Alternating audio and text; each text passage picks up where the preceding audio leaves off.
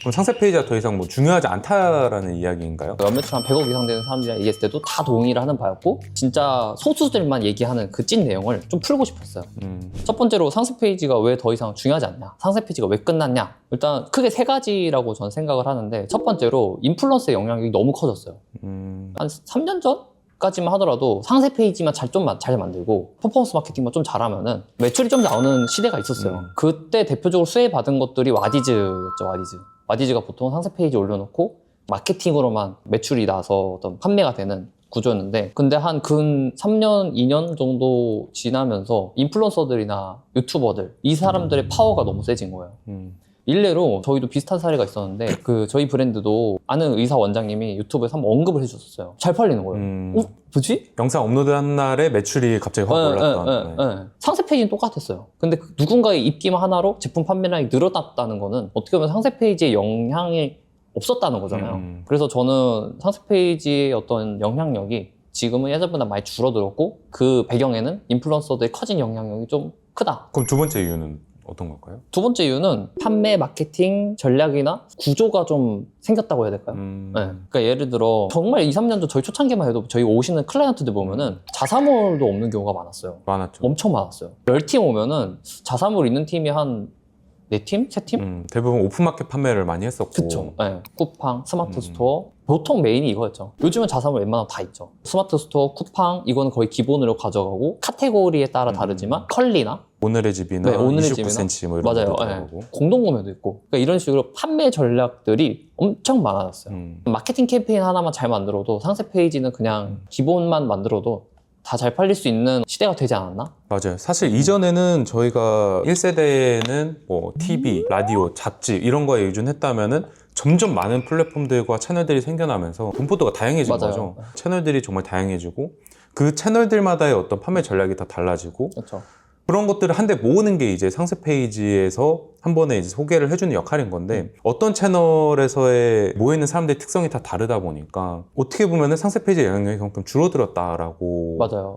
볼 수 있겠네요. 네. 상세 페이지가 중요한 영역이 있긴 하거든요. 뭐 예를 들어 퍼포먼스 마케팅 위주로 할 거야 그러면은 보통은 자사몰 세팅을 해놓고 자사몰 상세 페이지를 좀 되게 힘을 많이 주죠. 보통 자사몰 구매가 좀 일어날 수 있게끔. 이런 경우에는 상세 페이지가 중요한 건 맞죠. 근데 만약 이런 브랜드에서 갑자기 인플루언서들한테 뭐 협찬 광고를 주고 브랜디드 광고 컨텐츠를 찍고 그러면은 이쪽에서의 영향력이 같이 오거든요. 상세 페이지를 잘 만들어서 생긴 매출이라고 볼 수 있을까? 라고 저는 이제 생각을 하게 되는 것 같아요. 광고 전략을 잘 짰고 마케팅 구조 하나하나씩 쌓인 어떤 낙수 효과들이 좀 물밀듯이 들어오는 게 아닌가? 제가 궁금한 거는, 저희를 찾아오는 큰 기업도 정말 많지만 작은 기업분들이 상대적으로 많이 오시잖아요. 맞죠. 네, 브랜드를 준비하시는 분들 또는 신제품을 준비하시는 분들도 굉장히 많은데, 이런 분들은 그 마케팅 채널을 다 소화를 할 수가 없잖아요. 맞아요. 그럴 때는 좀 어떻게 하나의 마케팅 채널 좀 집중해서 상세 페이지랑 그걸 연결시켜서 해야 되는지, 초기 작은 브랜드를 시작을 해본 대표님으로서의 의견이 좀 궁금하네요. 제가 사실 후회하는 게 하나가 있어요. 이거는 처음 들어보는. 네, 후회하는 게 하나가 있는데, 우리 제품을 필요로 할 것 같은 사람들이 모인 마케팅 채널 매체에서 트래픽을 미리 만들어 놓고 시작할 걸 이라는 후회를 되게 많이 했었어요. 조건들을 많이 앓고 있는 연령대와 앓고 있는 사람들과 성별과, 그리고 이 사람들이 많이 모여있는 곳에서 이번에 저희 AI 릴스 하듯이 했다면은 더 고무적인 효과를 만들 수 있었을 것 같다라는 생각을 좀 했었어요. 이 영상을 보시는 분들 중에 만약에 있다면은 그냥 무작정 절대 하지 마시고요. 네, 정말 후회 많이 했어요. 만약에 제품을 준비하고 브랜드를 런칭할 계획이 있다, 그리고 자금이 좀 한정적이고 그러면은 여러 가지 마케팅 매체가 있잖아요. 뭐 유튜브 릴스, 틱톡, 그다음에 뭐 스레드 같은 것도 요즘 있을 수 있고, 거기서 내가 잘할 수 있는 거, 그다음에 내가 생각하는 우리 제품 타깃군이 모여있는 마케팅 매체, 여기서 컨텐츠를 만들어서 사람을 미리 모아놓고 판매를 한다. 팔로워를 모으라는 거예요? 구독자를 모으라는 거예요? 이게 아니라 어떠한 커뮤니티를 만든다거나 뭐 오픈 채팅방이 될 수도 있고, 고객 DB를 먼저 모아놓고 판매를 하는 게 제품이 나중에 판매되지 않았을 때 리스크도 줄일 수 있고, 런칭했을 때 판매 효과도 더 크게 가져올 수도 있고, 그래서 미리 마케팅을 하는 게 좀 중요하다고 생각해요. 네.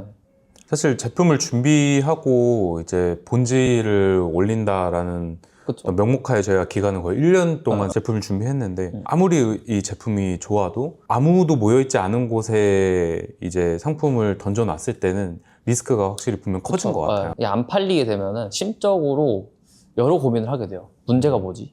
그리고 그걸 버틸 수 있는 체력이 없다면은 더더욱 힘든 것 같아요. 네. 결국에는 아까 두 번째 말씀드렸던 게 다양한 판매 채널, 크리에이터나 유튜버, 인플루언서들이 또 엄청 많아지면서 판매 전략이 굉장히 세분화되고 많아졌다. 그럼 그 다음 마지막 세 번째 의견은 어떤 걸까요? 세 번째는 제품이라고 생각해요. 제품. 이게 결국에 제품이다.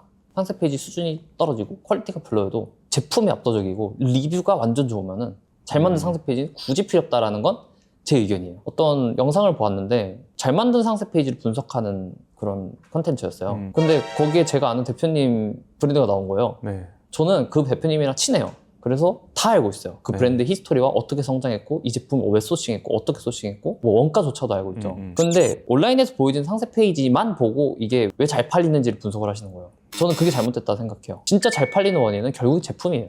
이 지금 시장의 흐름에 이게 왜 지금 어떤 파도를 타고 있고 사람들한테 이게 왜 반응이 있었는지는 그렇게 상세 페이지만 봐서는 알 수가 없는 거죠. 상세 페이지의 종말이라는 주제로 이야기를 해주셨는데 사실 오늘 아침에도 상세 페이지 제작 문의를 받은 사람으로서 굉장히 황당하면서도 인정할 수밖에 없고 어제 저녁에 제가 마지막으로 문의 오신 분이랑 이야기를 했던 게 저희도 크몽에 이제 다른 업체들처럼 입점을 해서 판매를 하고 있잖아요. 약간의 자랑을 하자면은 한 1% 품질 보증 서비스에 저희가 이번에 들어가게 됐는데 그런 여러 크몽의 서비스들을 보고서 굳이 저희한테 직접 연락을 해가지고 다른 업체도 많은데 왜 그러셨냐라고 물어보니 대표님이 직접 연락을 주신다고 이제 적혀 있는 부분에서 신뢰를 얻은 부분도 있었고 또 저희가 커머스 경험이 있다라는 것도 굉장히 중요하게 보셨다고 하더라고요.